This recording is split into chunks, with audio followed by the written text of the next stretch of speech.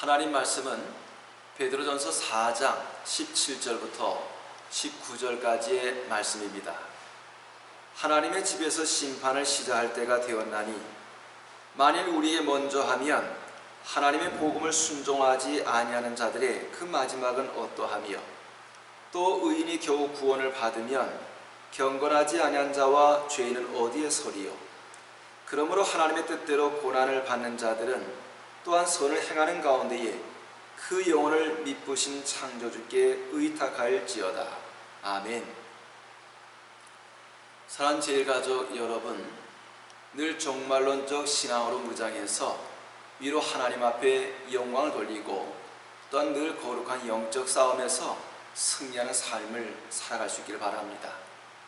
오늘 이 본문의 17절 말씀 보면 하나님의 집에서 심판을 시작할 때가 되었나니 말씀을 합니다. 하나님의 집은 교회를 의미합니다. 교회에서부터 심판이 시작된다는 것입니다. 교회를 나온다고 해서 모든 사람이 다 구원받고 모든 사람들이 다 천국에 가는 것은 결코 아닙니다. 교회만 나와서는 안 되고 오직 복음에 순종하는 자가 되어야 할 것입니다. 오늘 이 시대는 우리 예수님께서 재림하실 그 시기가 임박한 소위 말세의 말기를 우리가 살아가고 있습니다. 주님께서 재림에 오실 그 말세가 되게 되면 교회 안에 나타날 징조가 있는데 오늘 이 본문 말씀을 중심으로 살펴보면서 우리 모든 성도들이 진정 다시 오실 우리 주님 앞에 순전한 믿음으로 굳게 서가는 날마다의 삶이 될 수 있기를 바랍니다. 말세가 되게 되면 교회 안에 나타날 징조 가운데 한 가지는 영적인 잠에 빠지게 된다는 사실입니다. 오늘 이 시대 많은 그리스도인들이 영적인 잠에 빠져 있는 경우가 많습니다. 오늘 우리는 이 영적 잠에서 깨어나야 할 것입니다. 마태복음 25장에 보면 세 가지 비유가 나옵니다. 그 가운데 첫 번째 비유는 열 처녀의 비유입니다. 열 처녀가 등잔에 기름을 채우고 신랑을 맞이할 준비를 하였습니다. 바로 이 비유 속에서 신랑은 재림에 오시는 예수님, 그리고 10명의 처녀는 예수님의 재림을 기다리는 성도들을 의미하고 있습니다. 여분의 기름을 준비했던 5 처녀는 혼인잔치 자리에 들어갔지만 그러나 미처 준비하지 못했던 5 처녀는 혼인잔치 자리에 참여하지를 못하였습니다. 두 번째 비유, 달란트의 비유입니다. 어떤 한 사람이 먼 길을 떠나기 전에 그 종들을 불러서 각각 그 재능대로 5 달란트, 2 달란트, 1 달란트를 맡겨두었습니다. 오랜 시간 후에 주인이 돌아와서 이 종들과 결산할 때에 5 달란트, 2 달란트 받은 종은 그 이윤을 남겨서 가지고 왔습니다. 그래서 주인의 칭찬과 함께 주인의 즐거움에 참여하였지만 1 달란트 받아서 땅에 묻어두었다 가지고 왔던 그 종은 빼앗기고 그리고 어두운 데로 내쫓김 당하고 슬피 울었다고 성경은 말씀하고 있습니다. 역시 이 비유 속에서도 주인은 재림에 오실 예수님을 의미하고 그 종은 재림을 기다리는 성도들을 의미하고 있습니다.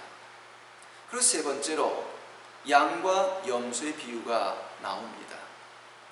주님이 재림에 오실 때에 이 세상의 모든 만민이 다 그분 앞에 서게 될 것입니다. 그리고 이 모든 사람들은 2 부류로 나뉘어지게 되는데 양의 편에 서 있는 사람들은 영생으로 들어가고 염소 편에 서 있는 사람들은 영원한 형벌의 자리로 들어가게 된다고 말씀을 하고 있습니다. 이 3가지 비유에 공통점이 있습니다. 바로 그 공통점이 무엇인가 하면 혼인잔치 자리에 참여하게 되는데 그 신랑입니다. 그리고 달란트를 맡겨주었던 그 주인입니다. 그리고 다시 재림에 오시는 예수님이십니다. 공통점은 재림에 오시는 예수 그리스도를 의미하고 있습니다.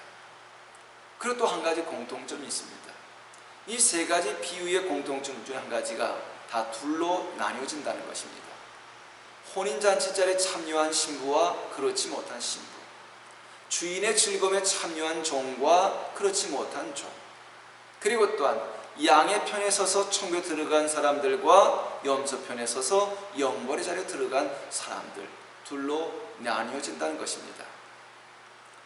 성경 마태복음 25장 5절 말씀 보면 신랑이 더디 오므로 다 졸며 잘세라고 말씀하고 있습니다. 바로 이 말씀은 오늘 이 시대, 특별히 말세의 말기가 된 이 시대에 교회 안에 나타날 징조 가운데 한 가지입니다. 많은 성도들이 영적인 잠에 빠지게 된다는 것입니다. 사랑하는 성도 여러분, 오늘 우리가 이와 같이 열악한 어려운 환경 속에서도 이 마귀를 이기며 승리하는 삶을 사는 비결이 무엇이겠습니까? 베드로전서 5장 8절 9절에 보면 마귀를 이기는 방법을 세 가지를 말씀합니다. 그 첫째는 근신하고 끼어 있으라고 말씀합니다. 그 두 번째는 믿음에 굳게 서라고 말씀합니다. 그리고 세 번째는 마귀를 대적하라 말씀하고 있습니다. 영적인 잠에서 깨어라. 다시금 우리 믿음의 이 옷걸음을 여미고 우리 주님 앞에 은혜 받고 능력 받아 마귀를 대적해서 날마다 승리하는 삶을 살아갈 수 있길 바랍니다. 이 말세 때에 교회 안에 나타난 또 한 가지 징조가 있습니다. 바로 그것은 불법이 성함으로 사랑이 식어진다는 사실입니다. 마태복음 24장 종말장입니다. 12절 말씀 보면 불법이 성함으로 많은 사람의 사랑이 식어지리라. 그러나 끝까지 견디는 자는 구원을 얻으리라 말씀하고 있습니다. 우리 예수님께서 말세의 징조를 말씀하시면서 마지막 때 구원과 이 사랑을 연결시켜서 말씀하고 있습니다.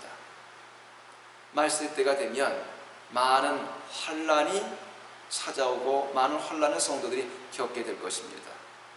그러다 보면 사람의 마음이 황폐하게 되어지고 또 그 마음이 황폐해진 까닭에 사랑이 식어지는 것이 이 말세 때 나타난 징조 가운데 한 가지라고 말씀을 하고 있습니다. 오늘 우리의 환경과 상황이 비록 힘들고 어려움이 있다 할지라도 우린 끝까지 그럼에도 불구하고 견뎌 이겨 나가야 할 것입니다. 여러분, 구원은 믿음으로 받지만 믿음의 역사는 사랑으로 되어지는 것입니다. 그래서 갈라디아서 5장 6절 말씀 보면 그리스도 예수 안에서는 할례나 무할례나 효력이 없으되 사랑으로서 역사하는 믿음뿐이니라 말씀을 하고 있습니다. 성도 여러분, 오늘 우리가 믿는 하나님은 어떤 분이십니까? 요한일서 4장 8절 말씀 보면 사랑하지 아니하는 자는 하나님을 알지 못하나니 이는 하나님은 사랑이심이라 말씀하고 있습니다. 바로 이 말씀입니다. 하나님은 아가페, 사랑 그 자체이십니다. 그러기에 하나님의 사랑을 아는 사람은 하나님을 아는 사람이고 또 사랑하지 않는 사람은 하나님을 모르는 사람이라고 말씀하고 있습니다. 하나님을 모른다고 하는 것은 하나님과 이 관계성이 상실된 것을 의미하고 있습니다. 교회는 다녀도 목사의 직분을 갖고 있고 장로님이요 권사님이요 집사님일지라도 사랑이 없으면 그 영혼 속에 사랑의 강수가 메말라 있다면 그 영혼, 그 사람은 하나님과 영적 관계성이 단절된 사람인 것입니다. 하나님의 사랑이 오늘 우리에게 어떻게 나타났습니까? 가장 구체적으로 두드러지게 나타난 방법이 있다면 바로 그것은 용서와 받아들임입니다. 하나님께서 나 같은 죄인을 사랑하셔서 독생자 예수님을 주셨고 예수님을 믿는 자들마다 그의 모든 죄를 다 용서해 주시고 하나님의 자녀된 권세를 허락해 주셨습니다. 바로 이것이 하나님의 사랑의 특징입니다. 용서와 받아들이는 것입니다. 그래서 요한 1서 4장 16절 말씀 다시 보면 하나님 안에 거하고 하나님도 그 안에 거하시느니라, 이 말씀 속에는 그 사랑하는 자 속에 하나님께서 거하신다고 말씀을 하고 있습니다. 교회 생활을 마치 천국 생활처럼 하고 싶어하는 분들이 있습니다. 그러다 보면 시험에 빠지기가 쉽습니다. 여러분, 이 땅에 있는 모든 지상의 교회는 전투적 교회입니다. 그렇기 때문에 사단의 시험이 끊이지를 않습니다. 아니, 오늘 우리가 육신의 몸을 입고 있는 사람들이 모인 이 모임의 공동체이기 때문에 바로 이 모임 속에 있는 사람들 가운데 시기와 질투가 있고 또 미움과 갈등이 있기도 합니다.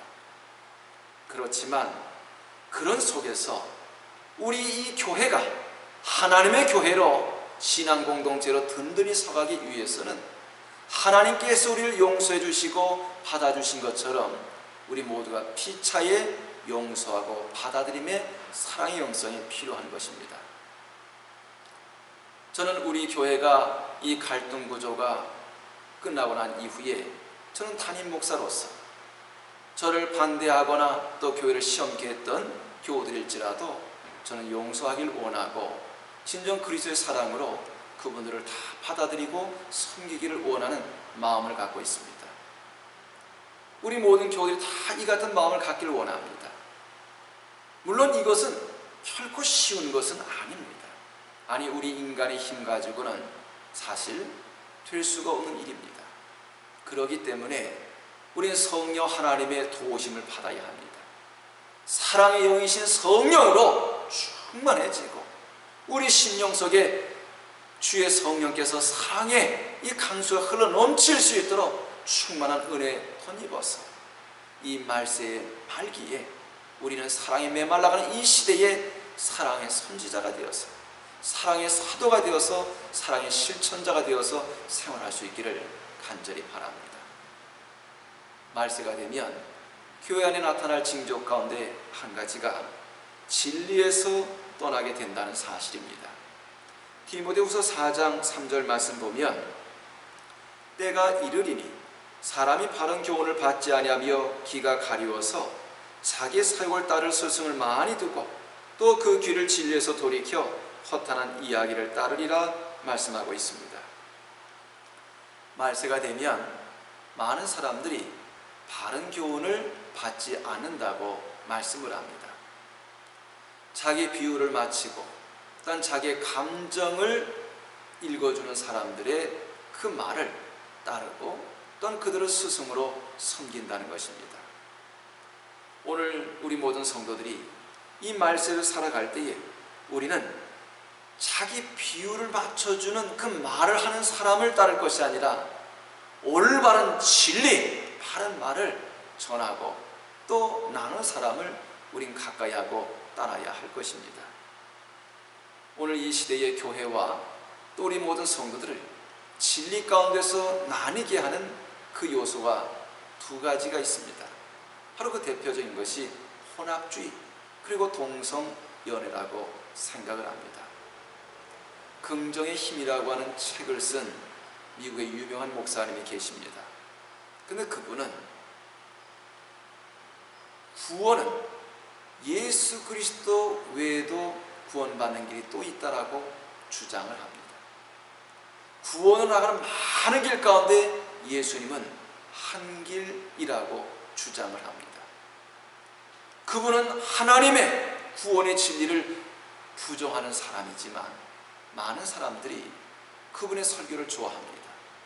그렇던 미국에서 가장 큰 교회를 이루고 있습니다.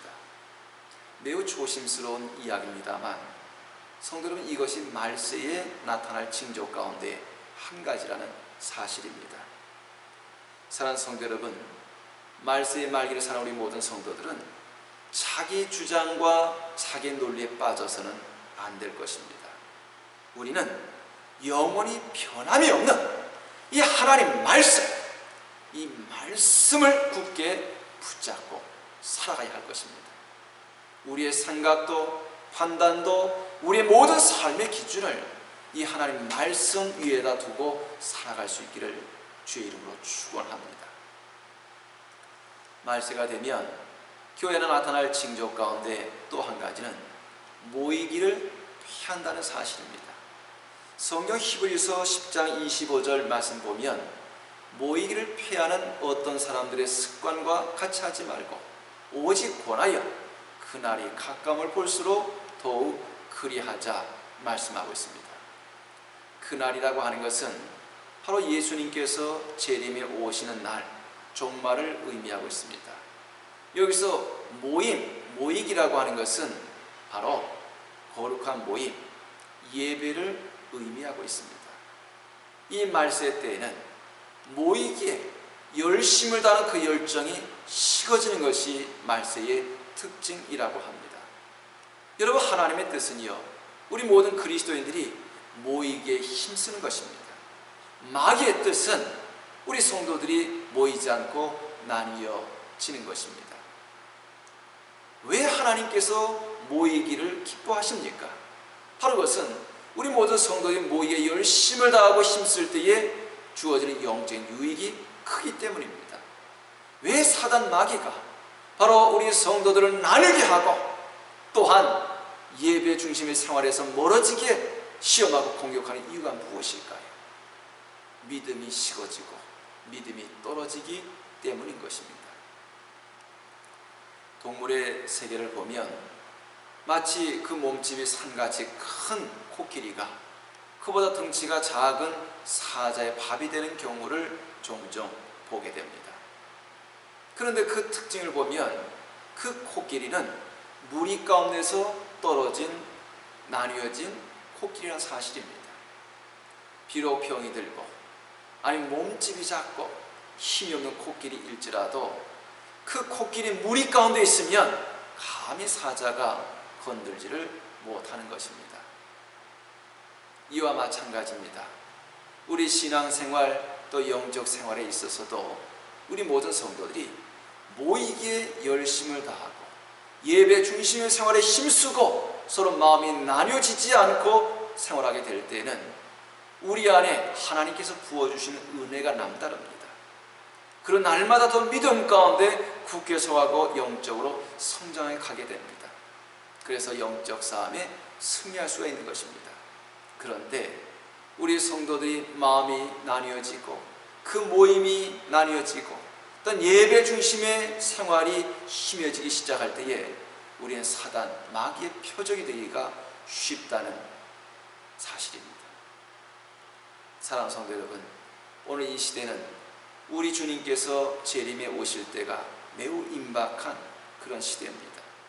이때 오늘 우리가 어떻게 믿음으로 살아가면 좋겠습니까? 다른 그 어떤 것보다도 다시 한번 영적 잠에서 깨어나 근신하고 깨어 기도하고 믿음을 굳게 세우며 마귀를 대적하는 영적 무장으로 생활해야 할 것입니다. 그리고 좀 더 나가서 늘 우리 안에 우리 영혼 속에 사랑의 그 영성이 식어지지 않도록 끊임없는 성령의 충만한 그 은혜와 사랑의 영성을 가득 채워야 할 것입니다. 세상과 세상에 속한 그 줄을 붙잡을 것이 아니라 진리의 말씀을 굳게 붙잡고 또한 좀 더 나가서 나뉘어지지 않고 모이에 열심을 다하며 예배 중심의 생활에 힘써야 될 것입니다. 그래서 불언관에 다시 오실 우리 주님 앞에 순전한 믿음, 깨끗한 믿음, 진실된 믿음으로 준비하여 아버지 앞에 영광 돌려드리고 날마다 영적 생활에 승리하는 삶을 살아갈 수 있기를 주의 이름으로 축원합니다. 기도하겠습니다. 사랑하시는 아버지 하나님, 이 땅에 다시 오실 재림에 오실 우리 주님을 믿음의 눈으로 바라보면서 우리 모든 제일 가족들이 종말론적 신앙으로 무장하여 믿음 생활할 수 있기를 원합니다. 영적인 잠에서 깨어나 영적으로 깨어 근신하고 믿음에 굳게 서서 마귀를 대적하는 생활할 수 있도록 주께서 믿음에 믿음을 더하시고 성령의 충만한 은혜를 더하여 주옵소서. 특별히 갈등 구조 가운데는 우리 교회 안에 우리 모든 제일가족들의 그 마음속에 성령 하나님께서 충만한 은혜를 더하시고 사랑의 영성으로 부어주시고 사랑의 강수가 흘러넘치게 하셔서 정말 이 불의가 가득한 이 시대 속에서도 사랑의 사도가 되어 살아갈 수 있도록, 사랑의 섬김의 실천자가 될 수 있도록 은혜를 더하시기 원합니다. 세상 줄을 붙잡음이 아니라 진리의 말씀을 굳게 붙잡고 우리의 모든 생각과 판단과 삶의 기준을 주의 말씀 위에 두고 살아갈 수 있도록 인도하여 주시오며, 예배 중심의 생활하며 나뉘어지지 않고 모이게 열심을 다하여 하나님의 의의 역사를 이루어가는 우리 모든 제일가족들이 되게 하여 주옵소서. 예수님의 이름으로 기도하옵나이다.